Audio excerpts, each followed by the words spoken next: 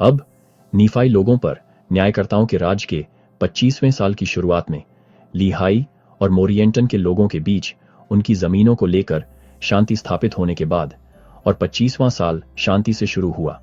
फिर भी पूरी तरह से शांति ज्यादा दिन तक नहीं रही, क्योंकि मुख्य न्यायाधीश पहोरान को लेकर लोगों में विवाद शुरू हो गया। देखो, कुछ लोग चाहते थे कि कानून के कुछ खास मुद्दों को बदला जाए, लेकिन पहोरान न तो कानून बदलना चाहते थे और न ही इसे बदलने देंगे।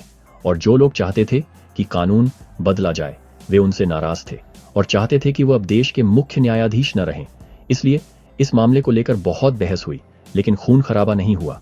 और हुआ यूं कि जो लोग चाहते थे कि पहोरान को न्यायपीठ से हटा दिया जाए, उन्हें राजा समर्थक कहा जाने लगा, क्योंकि वे चाहते थे कि कानून को इस तरह से बदला जाए कि स्वतंत्र सरकार को उखाड़ फेंका जाए और देश में एक राजा स्थापित किया जाए।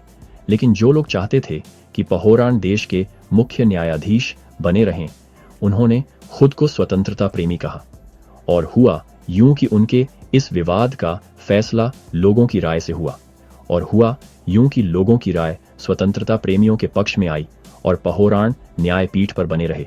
अब उसी समय अमालिकयाह ने फिर से लमनाई लोगों के दिलों में नीफाई लोगों के खिलाफ भड़काया, और वह युद्ध की तैयारी के लिए अपनी सारी जमीन से सैनिकों को इकट्ठा कर रहा था। और हुआ यूं कि जब राजा समर्थक कहलाने वाले लोगों ने सुना कि लमनाई लोग उनसे लड़ने आ रहे हैं, तो वे अपने दिल में खुश हुए और उन्होंने हथियार उठाने से इनकार कर दिया, क्योंकि वे मुख्य न्यायाधीश और स्वतंत्रता के लोगों से इतने नाराज थे कि वे अपने देश की रक्षा के लिए हथियार नहीं उठाएंगे। और हुआ यूं कि जब मरोनी ने यह देखा, तो वह उन लोगों की जिद पर बहुत क्रोधित हुआ जिनकी रक्षा के लिए उसने इतनी मेहनत की थी, और उसने राज्यपाल को एक अर्जी भेजी जिसमें उसने चाहा कि उसे उन विरोधियों को अपने देश की रक्षा करने के लिए मजबूर करने या उन्हें मौत के घाट उतारने का अधिकार दिया जाए।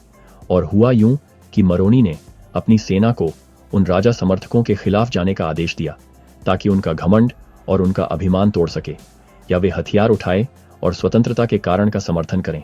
और हुआ यूं कि सेनाएं उनके खिलाफ निकल पड़ीं और उन्होंने उनका घमंड और उनका अभिमान तोड़ दिया। उन विरोधियों में से 4000 लोग तलवार से मारे गए, और उनके जो नेता मारे नहीं गए उन्हें जेल में डाल दिया गया। और बाकी बचे विरोधियों ने तलवार से जमीन पर गिरने के बजाय स्वतंत्रता के झंडे को स्वीकार किया और अपने देश की रक्षा के लिए हथियार उठा लिए।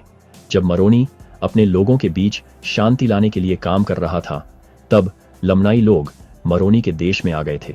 और हुआ यूं कि अमालिकयाह ने शहर पर कब्जा कर लिया और कई लोगों को मार डाला। लेकिन हुआ यूं कि टियनकम ने उनका सामना किया, जिसने मोरिएंटन को मार डाला था और अपने लोगों को भागने में मदद की थी। और हुआ यूं कि उन्होंने लमनाई लोगों को परेशान किया और अंधेरा होने तक उन्हें मारते रहे। और हुआ यूं कि जब रात हो गई तो टियनकम चुपके से राजा के तंबू में घुस गया और उसके दिल में भाला मार दिया, जिससे अमालिकयाह की तुरंत मौत हो गई। और इस तरह नीफाई लोगों पर न्यायकर्ताओं के राज का 25वां साल खत्म होता है, और इस तरह अमालिकयाह के दिन खत्म होते हैं।